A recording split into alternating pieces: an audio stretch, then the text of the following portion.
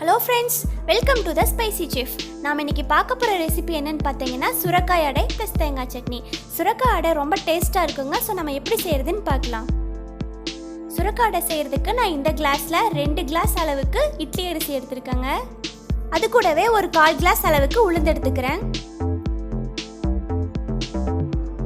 இது கூட 1 கிளாஸ் அளவுக்கு துவரம்பருப்பு சேர்த்துக்கலாங்க.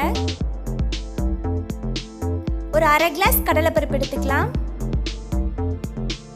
காரத்துக்கு ஒரு 6 வரமிளகாய் எடுத்திருக்கேன். 1 கையளவு சோம்பு, 2 டேபிள் ஸ்பூன் அளவுக்கு சீரகம் எடுத்துக்கிறேங்க. இதை வாட்டரில் நல்லா வாஷ் பண்ணிட்டு ஒரு 3 மணி நேரம் நல்லா ஊற வச்சிடலாம். இப்போ பாருங்க, நான் 3 மணி நேரம் நல்லா ஊற வச்சுட்டேன். இப்போ நான் இதை மிக்ஸி ஜாரில் போட்டு அரைச்சி எடுத்துக்கிறேங்க. ஒரே முட்டை எல்லாத்தையும் சேர்த்திடாதீங்க, அளவளவாக சேர்த்து நம்ம அரைச்சி எடுத்துக்கலாம்.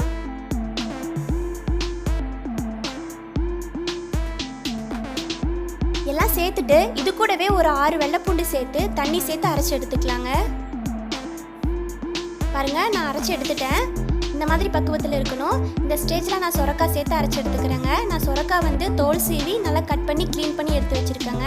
அதையும் சேர்த்து அரைச்சி எடுத்துக்கலாம்.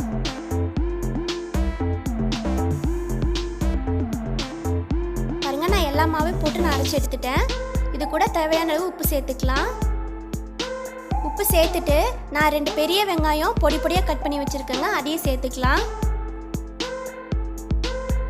சேர்த்துட்டு நல்லா மிக்ஸ் பண்ணி விட்டுடலாங்க.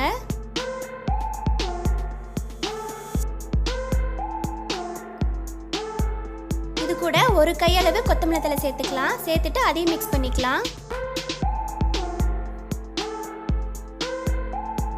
அவ்வளோதாங்க. இப்போ நம்ம அடை ப்ரிப்பேர் பண்ணலாம். தோசைக்கல் சூடாயிடுச்சுங்க. இப்போ நான் 1 கரண்டி அடமாவை எடுத்துக்கிறேன். அடமாவை எடுத்துகிட்டு இந்த மாதிரி லைட்டாக ஸ்பூனில் ஸ்ப்ரெட் பண்ணி விட்டுக்கோங்க. நீங்கள் கையில் கூட பண்ணிக்கலாம். எனக்கு ஸ்பூன் கம்ஃபர்டபுளாக இருக்கங்காட்டி நான் ஸ்பூனில் பண்ணிக்கிறேன். தேவையான அளவு எண்ணெய் சேர்த்துக்கலாங்க. ஒரு சைடு நல்லா வெந்ததும் திருப்பி போட்டுக்கலாங்க. எனக்கு ஒரு சைடு வெந்துருச்சு. பாருங்கள், நல்லா ப்ரௌனிஷாக மாறிடுச்சு. ஒரு சைடு நல்லா சூப்பராக வெந்திருக்கு. இன்னொரு சைடு வெந்ததும் இது ஒரு பிளேட்க்கு ட்ரான்ஸ்ஃபர் பண்ணி வச்சிடுறேன். இந்த சுரக்காய் அடைக்கு தேங்காய் சட்னி புளி சட்னி ரெண்டுமே சூப்பராக இருக்குங்க. இன்றைக்கி நான் தேங்காய் சட்னி செய்ய போகிறேன். தேங்காய் சட்னி எப்படி செய்கிறதுன்னு பார்க்கலாம். இதுக்கு மிக்ஸி ஜாரில் நான் தேங்காய் சேர்த்துக்கிறேங்க. தேங்காய் சொரவி சேர்க்கறத விட இந்த மாதிரி கட் பண்ணி சேர்த்தா இன்னும் டேஸ்ட்டாக இருக்குங்க. தேங்காய் சேர்த்துட்டு 1 கையளவு பொட்டுக்கடலை சேர்த்துக்கலாம். இது கூட ஒரு 6 வெள்ளைப்பூண்டு சேர்த்துக்கலாங்க. 2 துண்டு இஞ்சி சேர்த்துக்கலாம். காரத்துக்கு 2 பச்சை மிளகா கட் பண்ணி வச்சுருக்கேங்க. அதையும் சேர்த்துட்டேன். 1 கையளவு கொத்தமல்லி தழை கருவேப்பிலை சேர்த்துக்கிறேங்க. தேவையான அளவு உப்பு சேர்த்து தண்ணி ஊற்றி அரைச்சி எடுத்துக்கலாம்.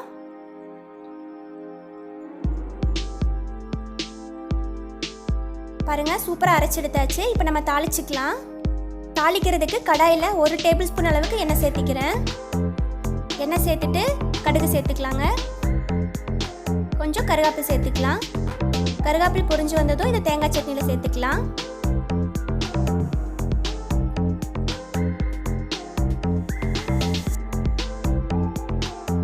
அவ்வளோதாங்க, நமக்கு சுரக்காய் அடை தேங்காய் சட்னி சூப்பராக ரெடி ஆயிடுச்சு.